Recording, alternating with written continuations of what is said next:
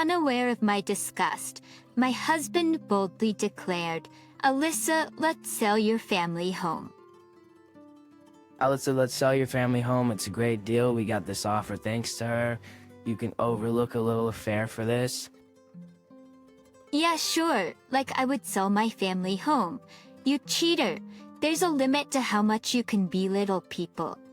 I am Alyssa. This is the 5th year of my marriage to Nick.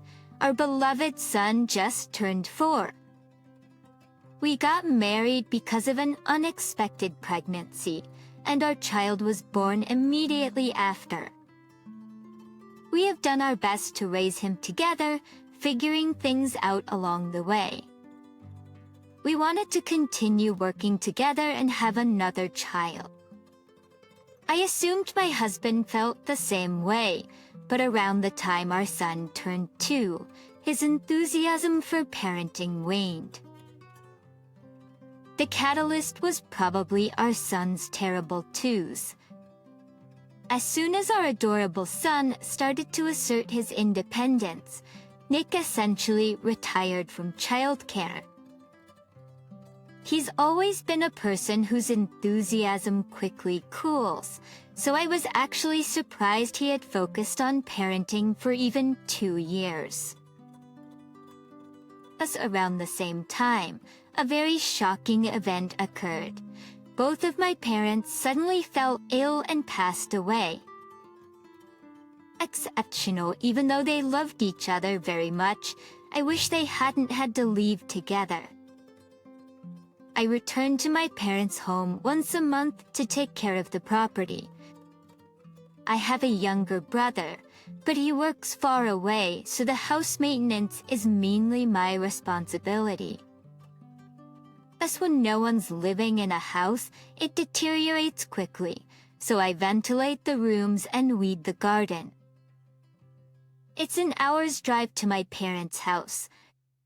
At first, Nick used to come with me, but he gradually stopped coming, and now it's just my son and I.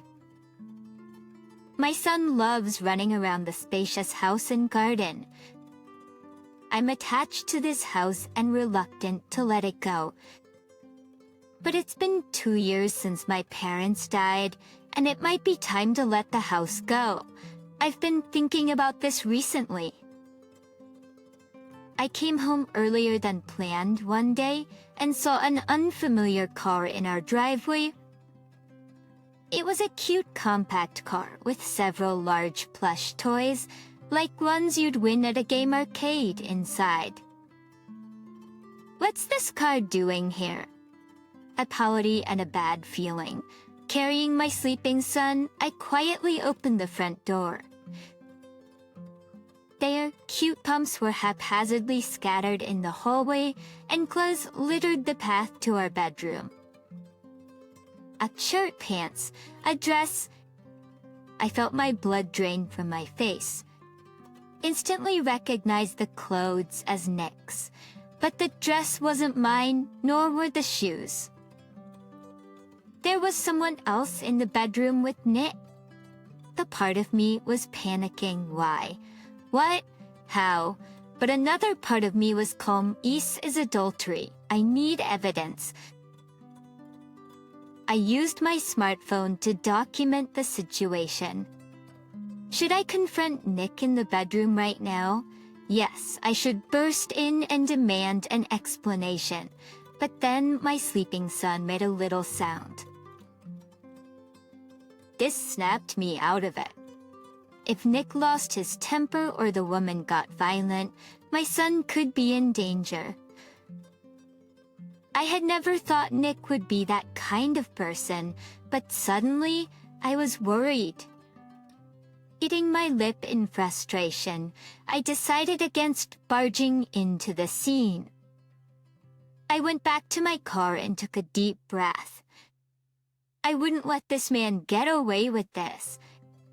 Just before the time Nick was expecting us home, the front door opened. A flashy woman and Nick came out. They were all smiles, waving goodbye and even sharing a kiss. I made sure to capture this scene with my phone. I had left my son with a friend. She had agreed to watch him for a couple of hours without any explanation. I don't know what happened, but you can talk to me about anything. She told me it was reassuring and comforting. As soon as the woman left, I got out of my car. First, I would corner Nick, then deal with the woman. Just with the mindset of a challenger entering a martial arts dojo, I opened her front door. I'm home. Oh, you're early. Of course he was. His clothes were still strewn across the floor. The bedroom was probably a mess. That woman, if she was going to have an affair, she should have cleaned up before leaving. Who was that woman just now? Just now. Nick's flustered response ignited my anger. What the? I have proof. You know, Outsider, don't play dumb. Admit you cheated, you scum. How did you feel though kissing her at the front door? And no way. Nick looked like a fish out of water, opening and closing his mouth. Well, who is she? What's going on? How long has this been going on? Well, she was introduced by a senior colleague. Oh, we've been seeing each other since last Valentine's Day. Last year? Surprisingly long. Plus, around last Valentine's Day was when he lost his enthusiasm for parenting. So he was neglecting our beloved son for his mistress. Unbelievable. Nick was flustered, his hands and eyes moving about erratically. I have something to tell you. Just wait a sec. He said and rushed to the living room. He came back with a stack of papers. Look at this. He shoved the papers into my hands. I reluctantly looked at the papers. Oh, what's this? A real estate sales contract. That's right. What the F is this? Is this some sort of quiz? Here's the question. When a wife confronts her husband about his affair, he pulls out a real estate sales contract. What is the husband trying to communicate? As if I know the answer to such a difficult question. I skimmed through the papers, feeling increasingly irritated. As I read further, I felt a sense of urgency that this could not be overlooked.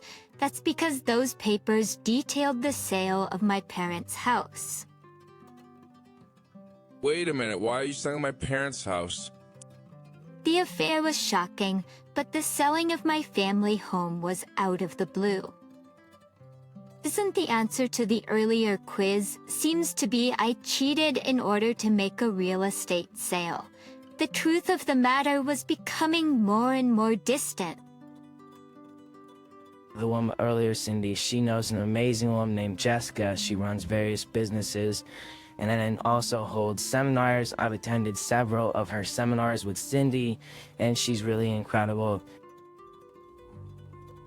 But both my mom and dad completely trust Jessica.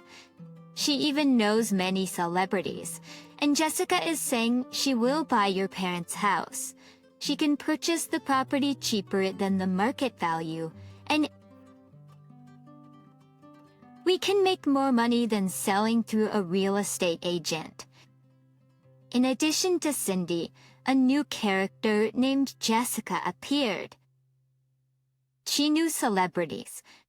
She held seminars. She was involved in real estate. My husband was excited. He's such a fool, I thought, but it kind of made sense. However, I didn't want to be involved. My husband, unaware of my disgust, boldly said, "Alyssa, let's sell that house. No one lives there anymore, and it's not a problem if it's gone, right? We can make a fortune from useless stuff. It's amazing. You can overlook a little affair for this." I responded, "What?" And Cindy told me, "It's a nice new property for sale right now. Let's buy that house with the money from selling your parents' house." I exclaimed, "What the hell are you talking about?" "I'm talking about the future. It's a large and beautiful house. And there's also a guest room. I can hold seminars there. On days when there's no seminar, I can invite Cindy over. Isn't it a great idea?" I was dumbfounded. Except felt all the strength leaving my body. You're being scammed. It's a shady business. You should back out. I almost said that, but I stopped. Atekipo and Crester. And here's the next question. Why didn't the wife try to warn her deceived husband? The answer is simple. Listen, because he is no longer going to be her husband. Overlook a little affair. What is he saying? Trying to sell my precious family home without permission. Inviting Cindy into the guest room. What is it planning to do in a house where our son and I live? I said, I refused and added, I won't let go of my parents' house for a bonehead like you. You disgusting man. I was surprised that the word bonehead came out of my vocabulary, but at this point I didn't care. I threw the stack of papers away. I'm going to leave this house. Where's my travel bag? Oh, it's in the bedroom. The place where the idiot husband and Cindy were fooling around. Damn it. I don't want to go in, but I have no choice but to go get the bag. Ignoring the annoyingly crying Nick, I packed my belongings, mine and my son's, and then I took everything important and ran away from home. I couldn't bear to stay there any longer. As I rushed out of the house, I went to pick up my son. I explained to my friend that I had walked in on my husband's affair and handed her thank you sweets for accepting my sudden request. She was sympathetic and worried. I then knocked on the door of a lawyer's office and told them that my husband was trying to sell property that I owned without my consent. I also told them about his bizarre obsession with the suspicious seminars. The lawyer listened to my concerns empathetically. The consultation fee of $50 for 30 minutes was not cheap. I paid a total of $200 for 2 hours, but it was worth it because I learned as many measures as possible. Hey, let's talk this was his lunch break at work. Yes, it's completely cooled. My love for you, that is. I thought we needed to talk too. I was mad at you because you ran out all of a sudden. Infuriating. But I have to be patient. Arguing over every single thing won't get us anywhere. I don't think we can continue as a couple. I can't trust you if you don't understand the greatness of Jessica and Cindy. If you were willing to go to stage with me like my parents, I think we could continue as a couple. What the F does he mean by the next stage?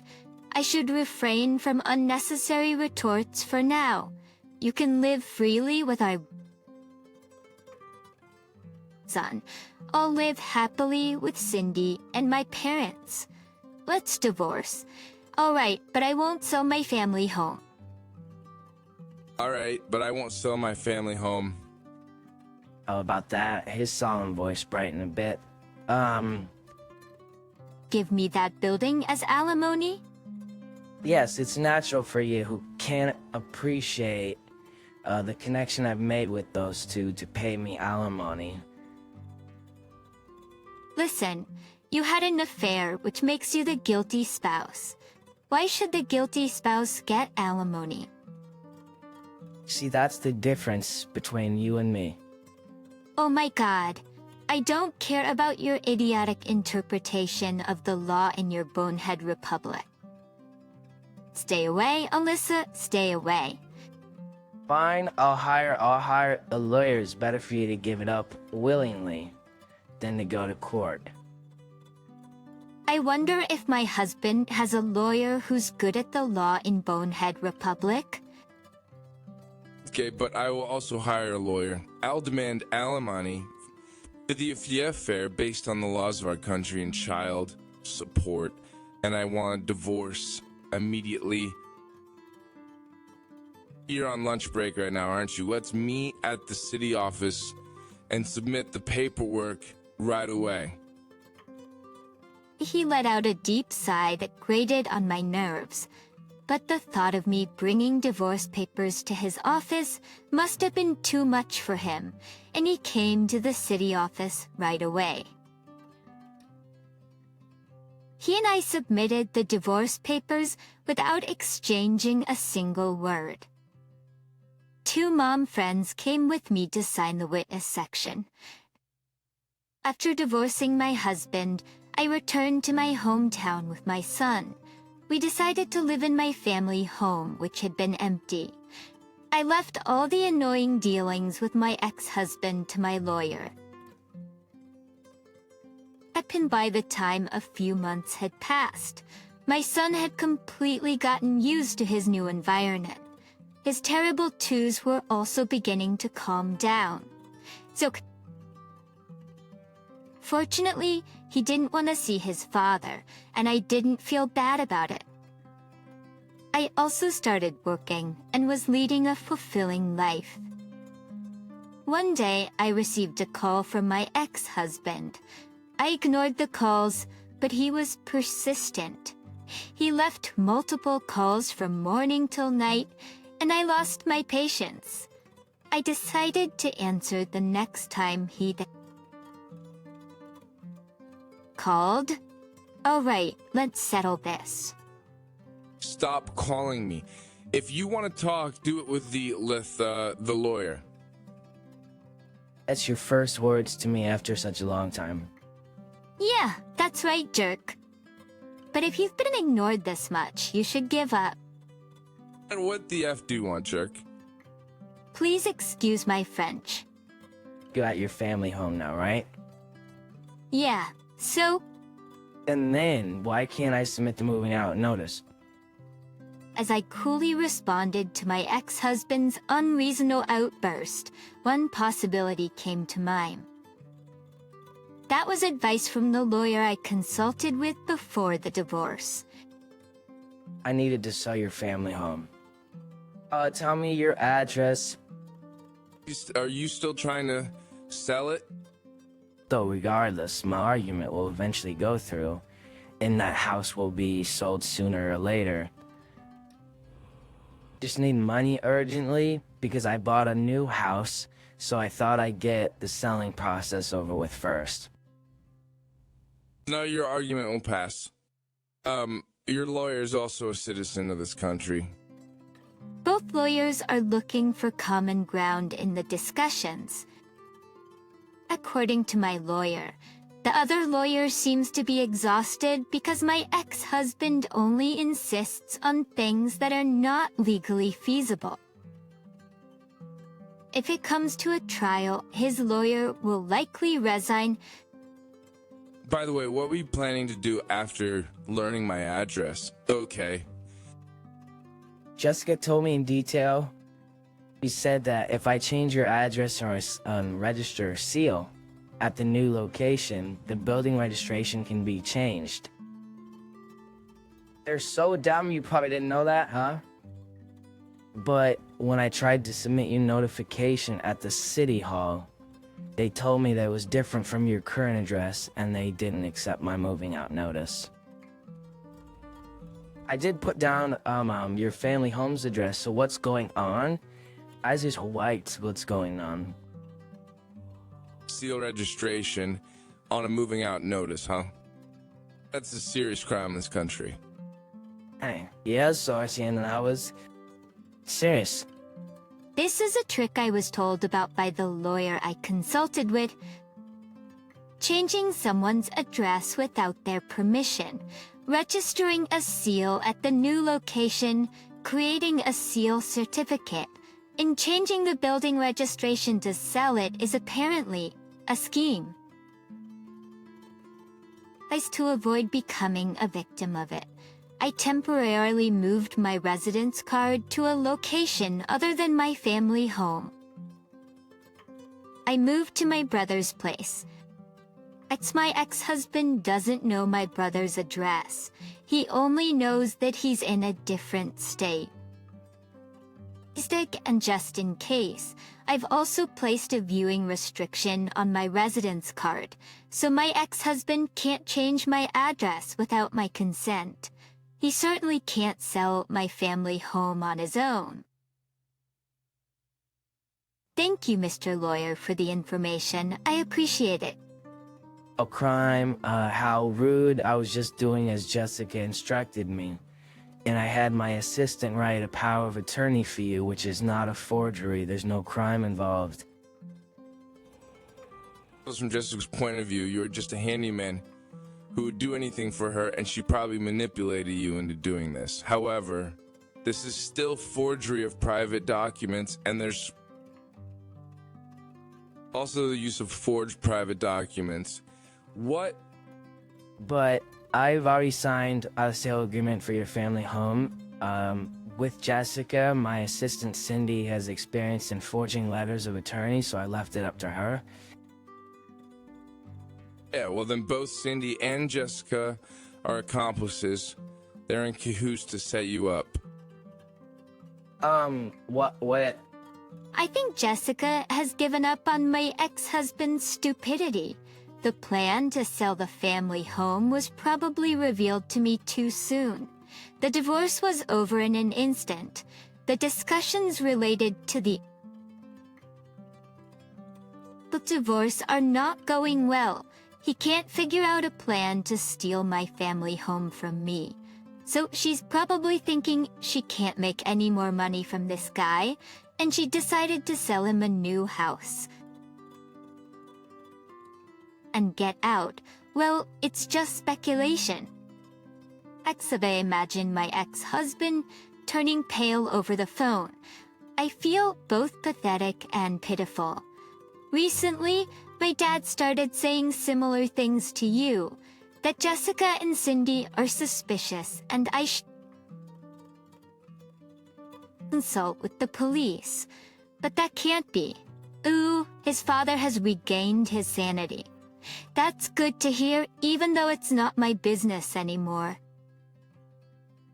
I think you should listen to your dad. After all, you're a guy who gets heated easily, and when you concentrate, you can't see anything around you. You're just a lost cause who can't tell the difference between right and wrong, so don't ever contact me again, you idiot. Saying that, I hung up the phone. I felt refreshed after saying what I wanted to say and blocked his calls. Now it's just a matter of watching from afar. So this is what happened afterward. My ex-husband heeded his father's advice and ran to the police, and Jessica and Cindy were promptly arrested. It turns out the pair were a couple making a living off scams. As expected, they had been taking advantage of Nick. Without my knowledge, he and his family were swindled out of a significant amount of money. The new house they were introduced to by the two was actually second-hand. My ex-husband and his parents were on the verge of being stripped of everything they had. Thanks to them going to the police, they narrowly escaped danger.